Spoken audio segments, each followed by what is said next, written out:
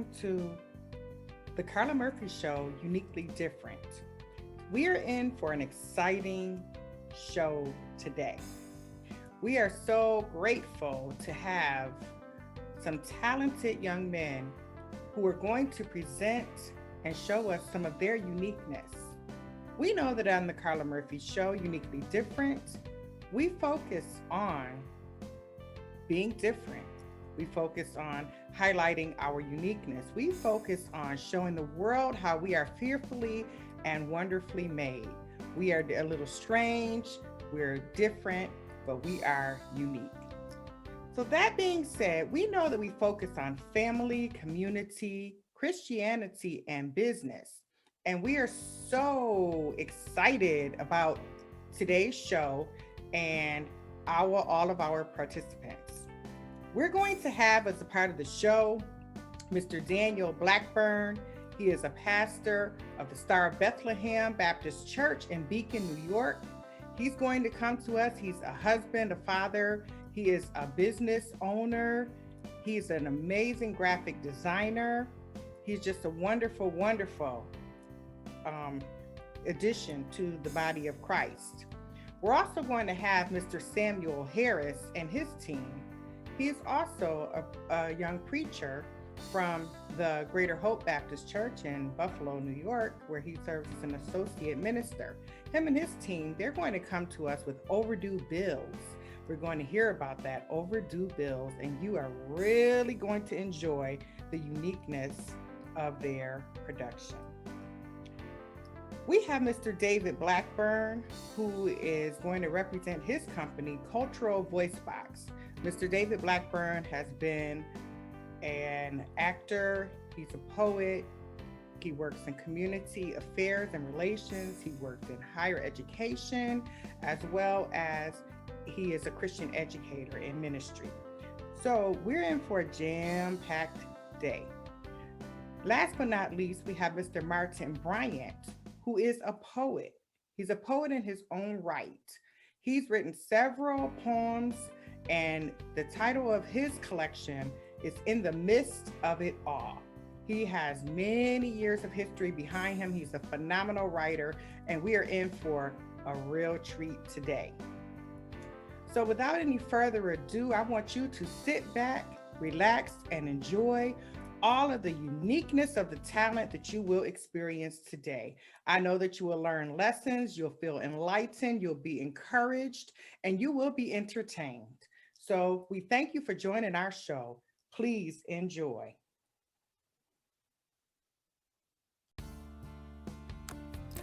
Good day. My name is Martin Bryant, and I was asked to do a video about myself, but I don't like really talking about myself, so I'll talk about something I like to do, which is poetry.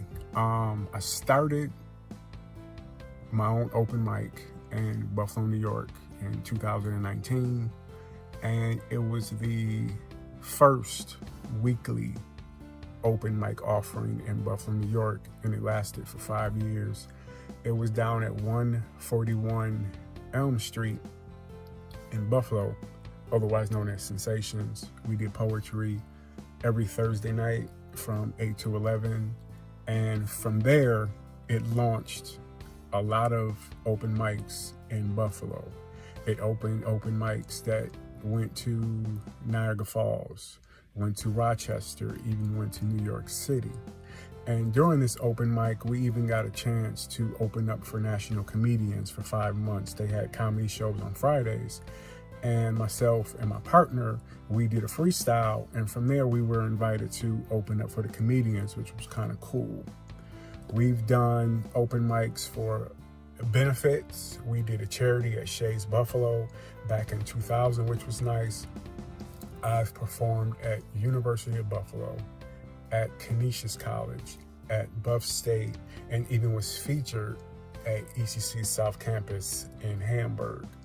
In 2002, when I relocated from Buffalo to the Maryland, DC, Virginia area, I did open mics in Maryland at the University of Maryland, I did open mics in downtown DC and was actually featured in their poetry circuit after winning third place in a poetry contest.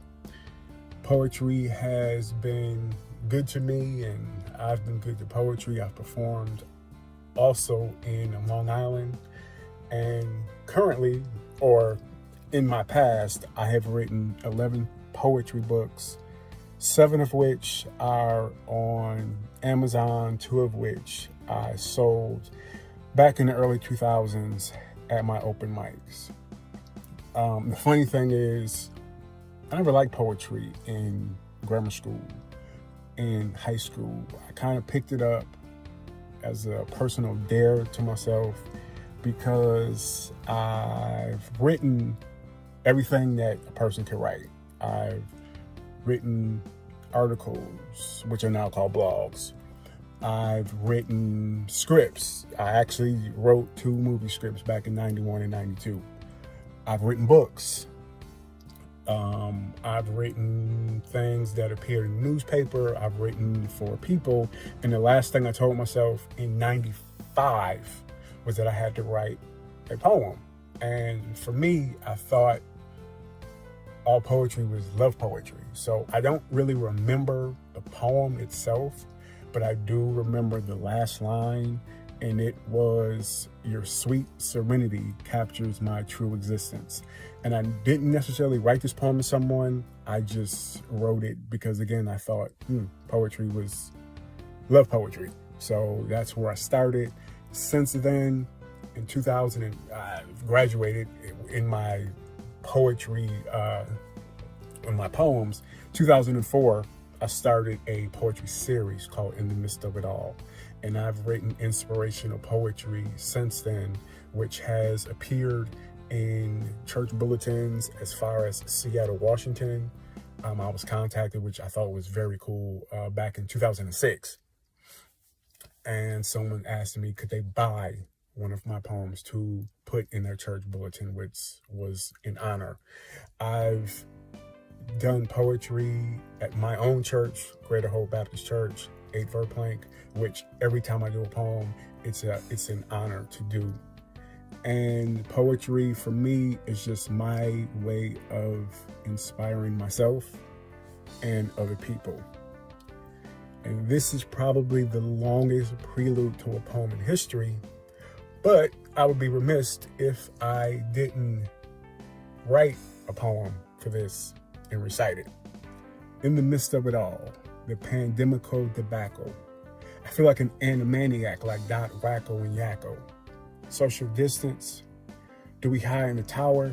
Social injustice, do we just stay black and sour? Looking to the White House, what happened to the power? Like the Bible tells us, I will turn to God in this hour. Political prisoner, or is politics just a prison? I want to exist in a world we can raise our kids in, want to see my people elevate, and that's no cap. When I look at Corona, it shouldn't look like a cell phone coverage map. Are we covered or colored depends on who we ask. The last shall be first and the first shall be last. But we're somewhere in the middle but treated like the lower class. I'd rather have a pot than a window, a wall than broken glass. Even in fragments, we can still look above. In the midst of it all, we can hold on to love. Thank you, and I thank you, Carla, for this opportunity. My name is Carla Murphy. I am partner CEO at MBC Global Enterprises, where our founder is Dr. James McConnell. Dr. James McConnell, he is an Amazon of services. We as a company have radio show, we have television shows. We help people, businesses, to get more customers, clients, and leads. We offer courses regarding real estate. We offer courses on how to make more money from your phone, how to make money from the online. We offer courses on the stock market, also real estate. There are so many different things that we can help you to do. The radio show, the Small Business Network, is broadcast on Fishbowl Radio Network. The Small Business Network television show is viewed on UAN Network. The Dr. James TV show airs on the Dr. James TV network. These services are on demand. You can watch them at any time.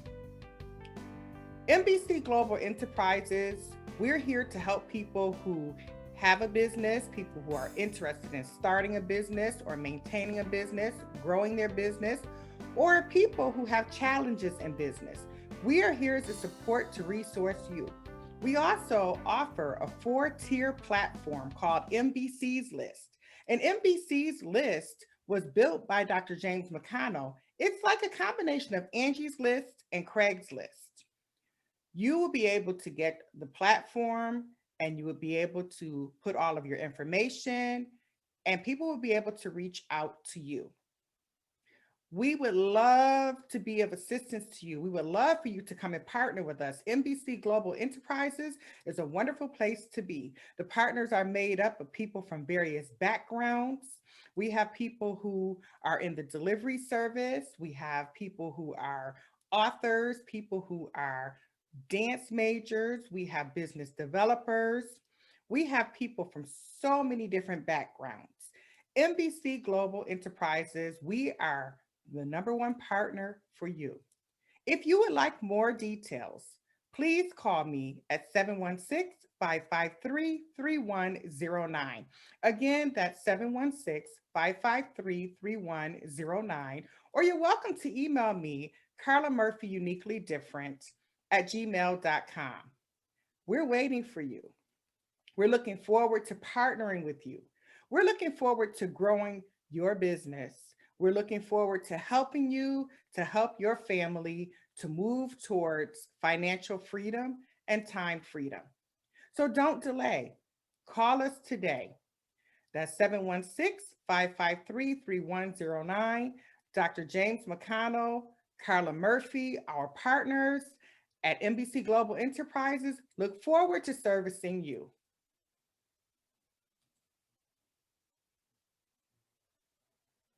Check it out, come and check us out as we think it's a sports show. Come see what we about.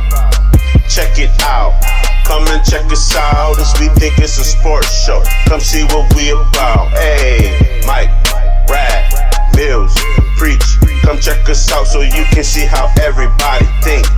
Mike, Rad, Mills, Preach. The show's about to start, so everybody take a seat. What I'm bringing is single family households.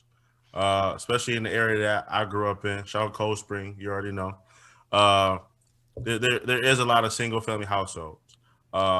Sometimes by choice, sometimes it just happens. You know, you got a lot of people that, you know, they start out young having children and they have children, people they don't feel like they're going to spend the rest of their life with.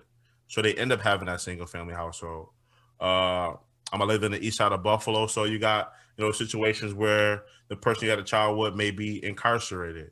You know what I'm saying? So there are different reasons why you can have a single family household, but it is something that is a major impact in the Black community. So why?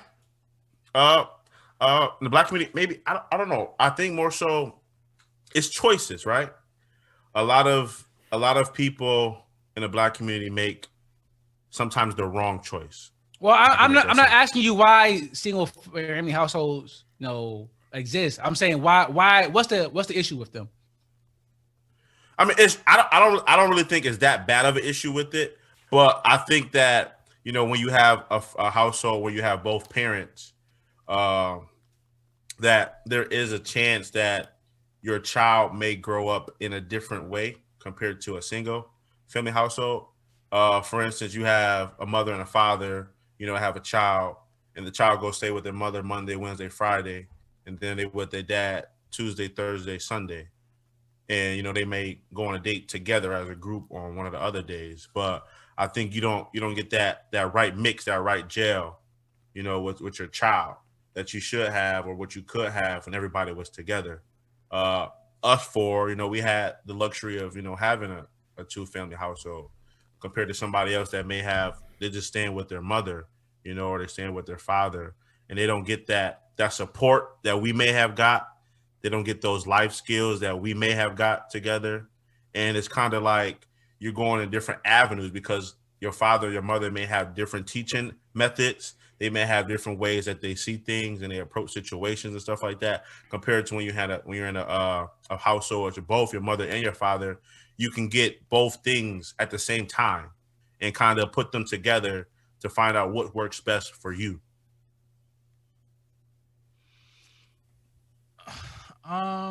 Yeah, I agree. I think it's the greater impact is like not a father not being involved in your life at all.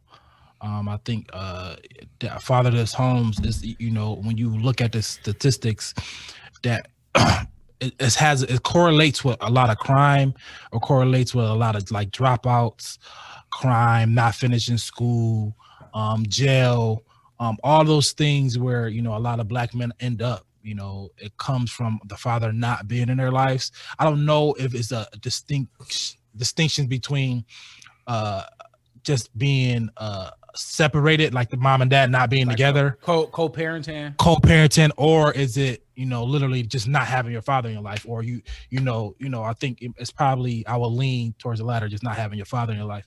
And it is it's a big issue. You know, it's a correlation to it. It's a correlation to, you know, what I said, all the crime, and just and putting the pressure on the mom or the father. Usually single motherhood is what we talk about in the Black community. But I think it's more of it's actually, if you look at it across the board, it's actually happening more so in white families as well, right?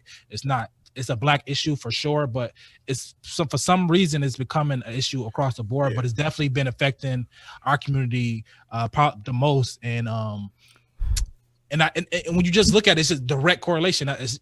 You just see, you know, how do we figure that out? You know, what transpired, you know, all the things, all the government issued things, all the laws passed that broke up the family home, the Black family. And it's a trickle down thing, but we got to figure out a way for either to have, like, teach up young men on what's the proper way to raise a family, to have a family, raise a family, to what family means, how to provide.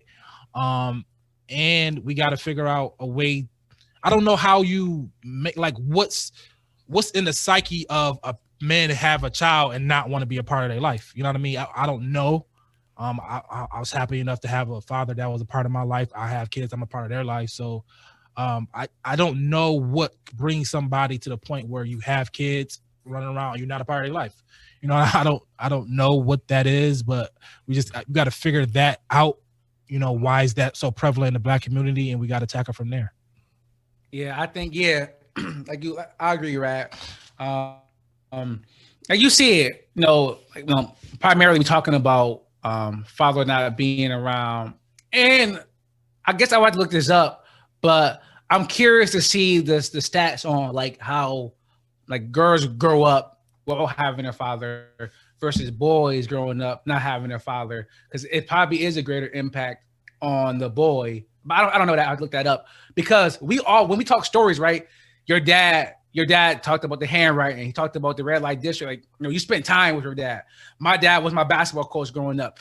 You know, Males talked about his dad in their barbecue. Priest talked about his dad, how much he loved his dad, and, you know, we know how great he is.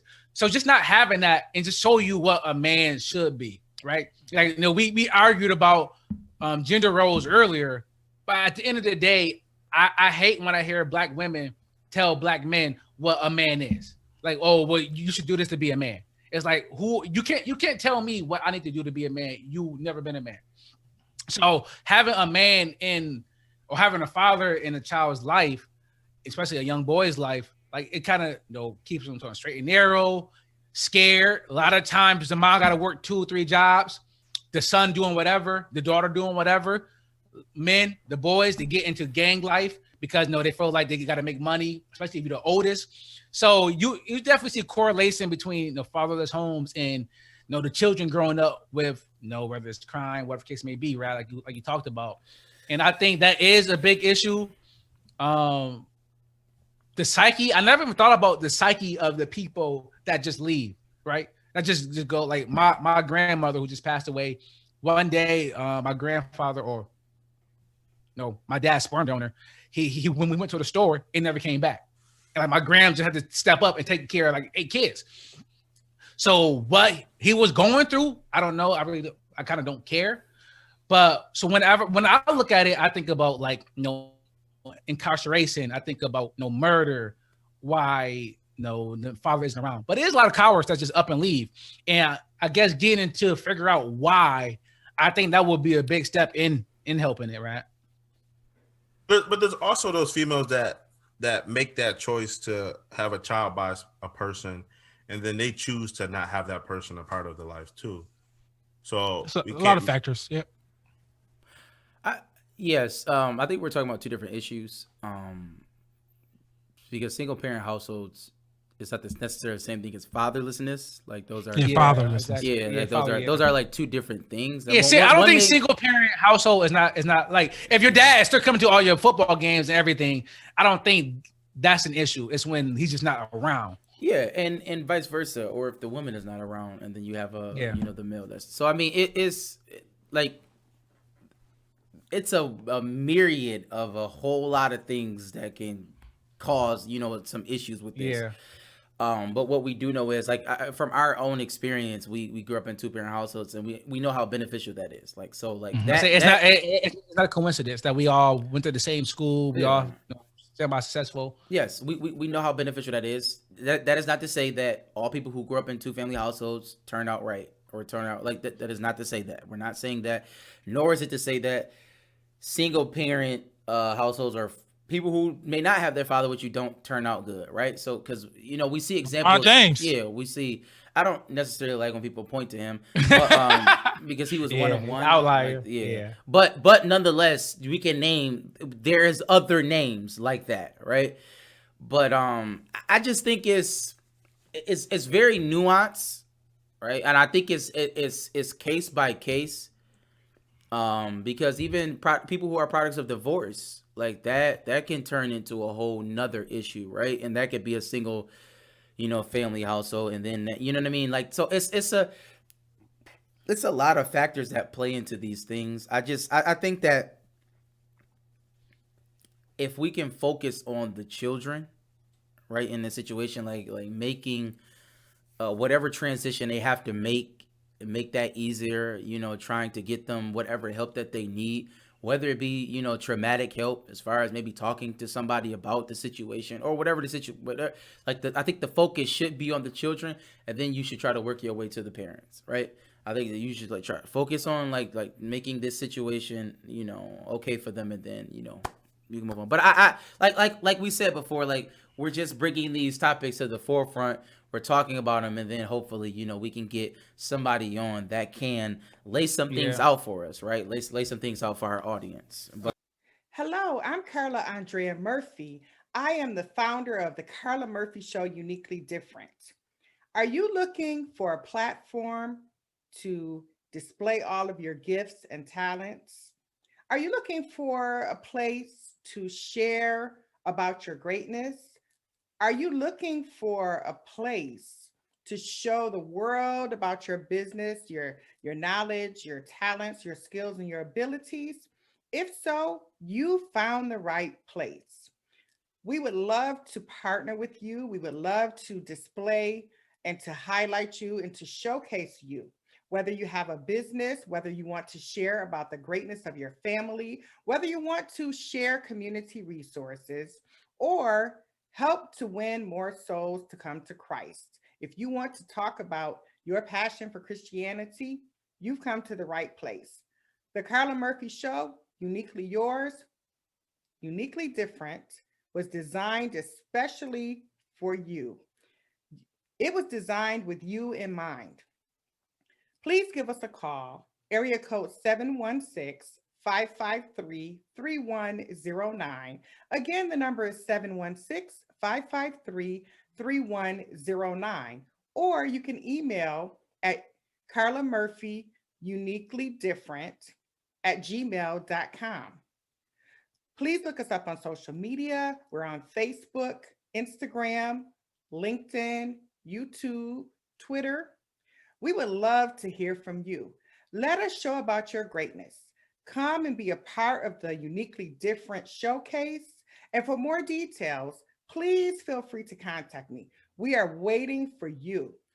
716-553-3109.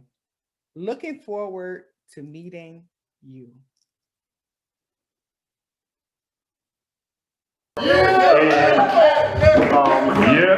What would happen here is that you might have one producer, but that producer would produce multiple different artists. So our common link was basically through UB. At the time, my lady went to UB, but I'm from Buffalo. I'm from right here. Matter of fact, one street over, almost directly.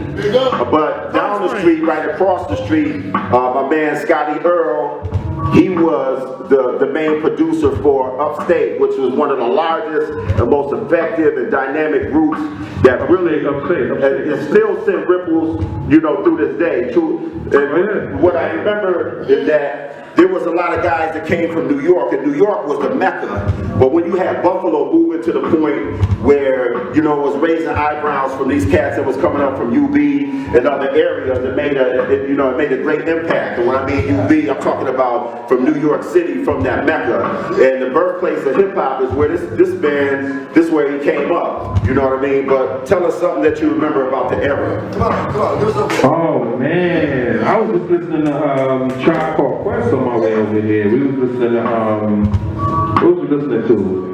What was that song?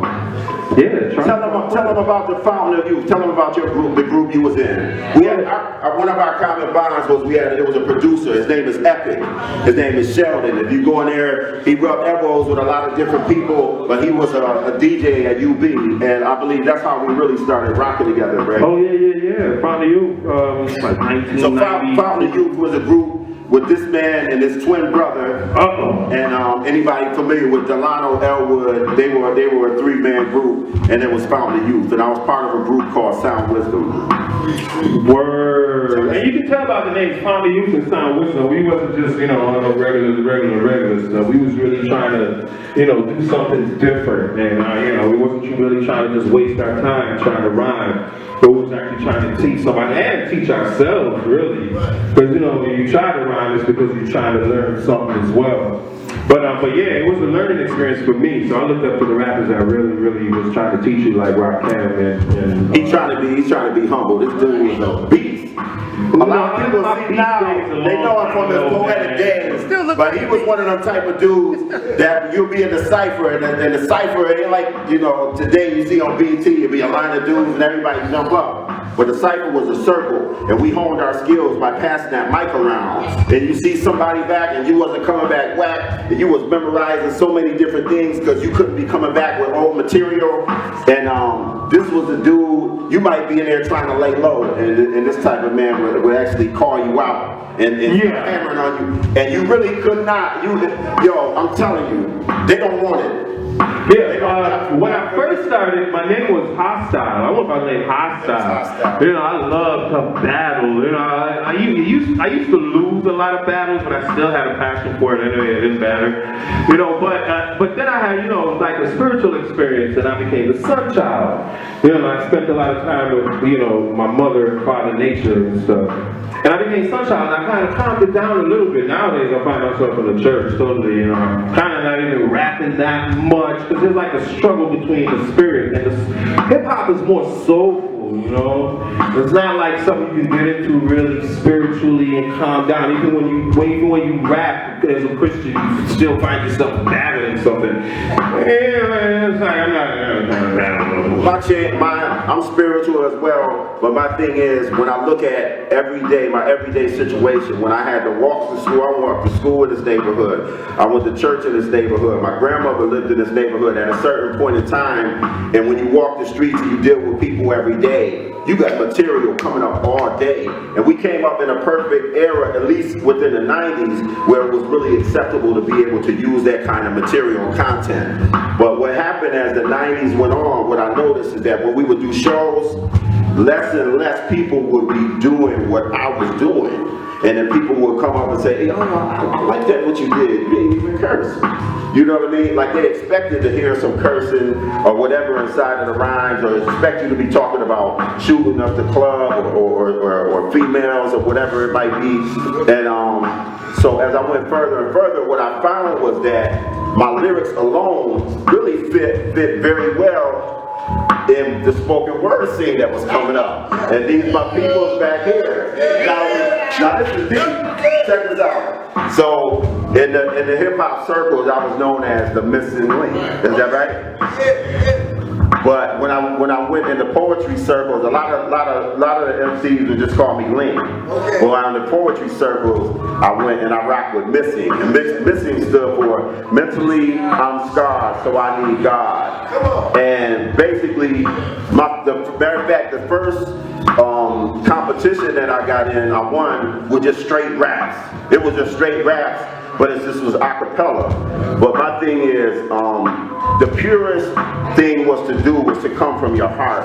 And that competitive aspect is good sometimes. As a young MC, it helps you sharpen your sword, but it can make you bad phony. And it kind of bothered me that if I can't sit there and listen to somebody else and enjoy their vibe, it didn't feel real. And one thing that actually hurt me about the poetry scene here was that although the hip hop scene was way more street, you had a lot of real, not no fake thugs, some real cats that was in there, but the ethics was mad higher. It was a certain way that we operate and we function, and it was like, you know, it kind of made me fall back. But then as you evaluate in life, man, we had great things going. I think it was some great movements.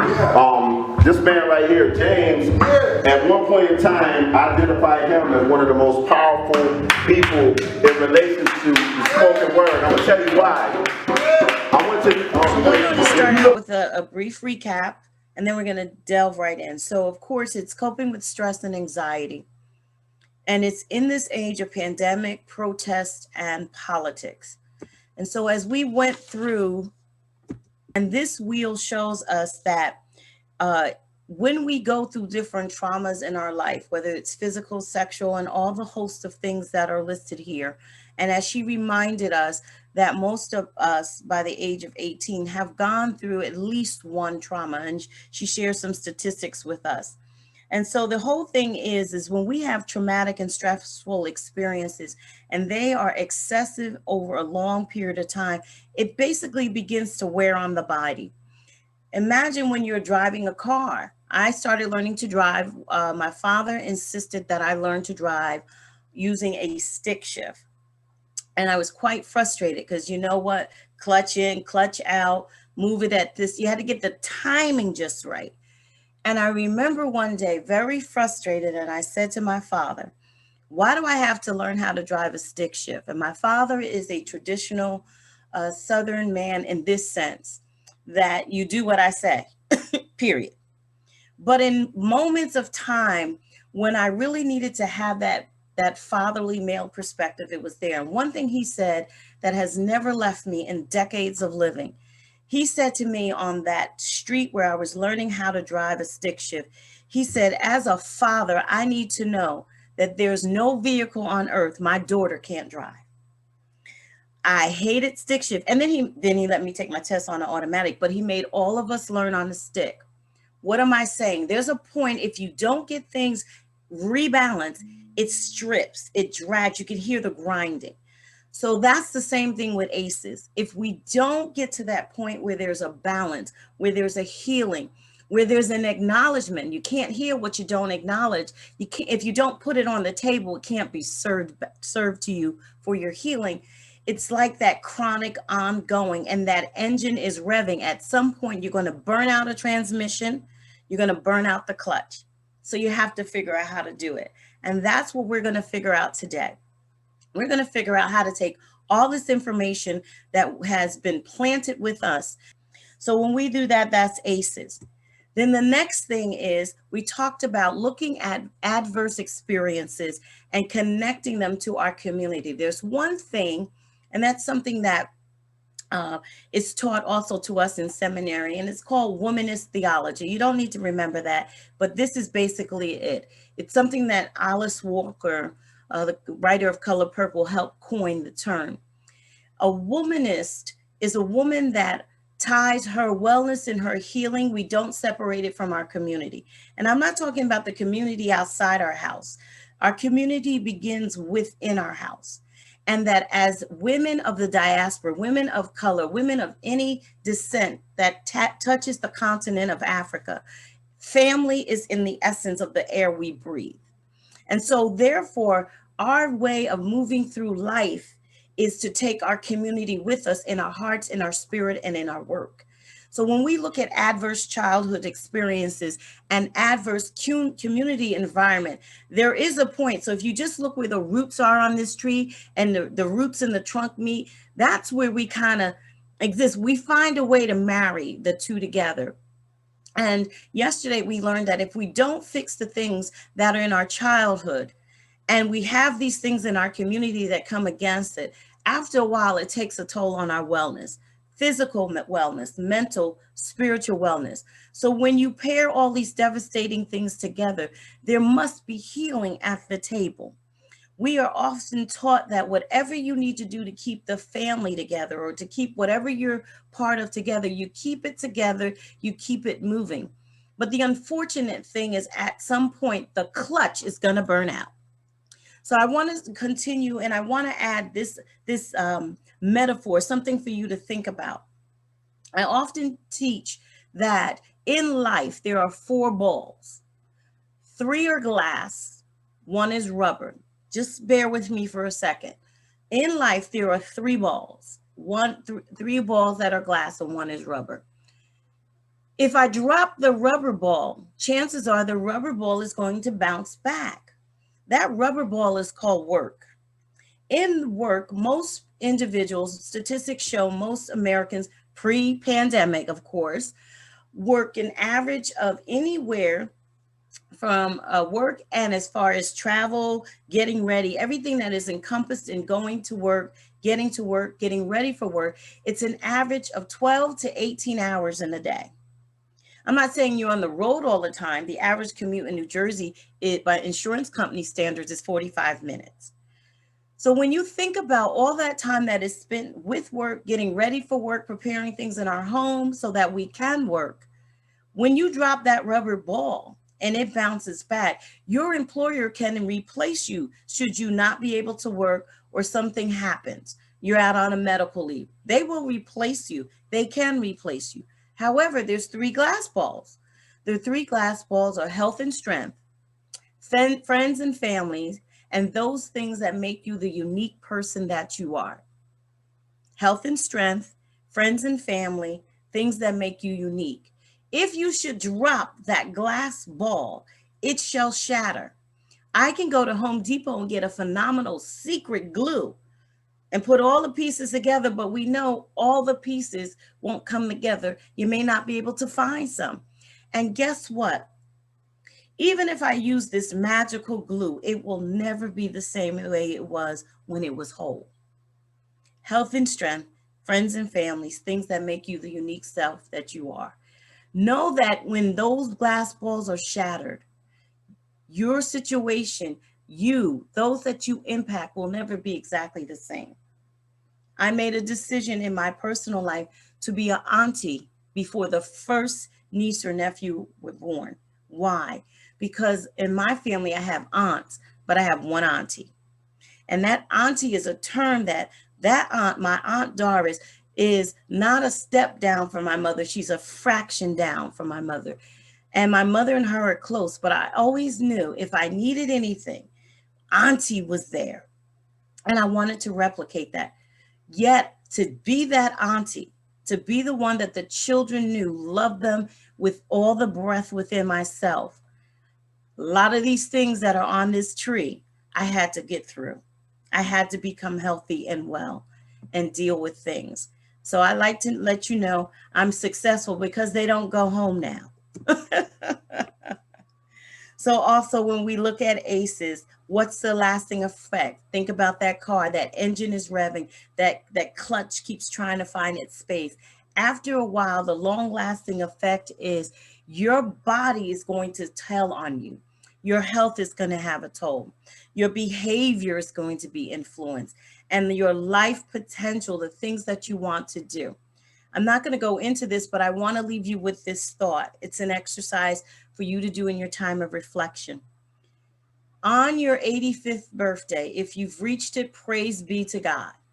If it is your desire to reach your 85th birthday, praise be unto God. So imagine you're there and you imagine who's going to be at this party. And just think, I want all the people at the party to say different things about me. So what would those things be? And that's the way we need to shape our lives now, so that we don't have to coach them that they want to say it. So what does this have to do with ACEs? If we don't deal with our stuff, we're going to bleed on the people. We're not going to always act the best way. It's going to come out in other ways, whether it is through our alcohol or some other adverse behavior. So whatever it is that you would like people to celebrate about you, and it's not being high-minded, it's just saying, this is how, as we say, let the work that I do speak for me. What do you want it to say? And those are the things that we step back, we take a deep breath, and we begin to live our lives in such a way that people can breathe in that space with us. Today we had an amazing show. I hope that you enjoyed it as much as we did. We'd like to thank all of our guests today, Cultural Voicebox, Pastor Daniel Blackburn from the Star of Bethlehem, Overdue Bills with Mr. Samuel Harris.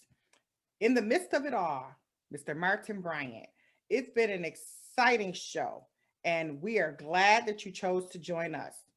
We're looking forward to meeting you on the next edition, the next episode, the next previewing of the Carla Murphy Show, Uniquely Different. Until we meet again, take care, be safe, God bless.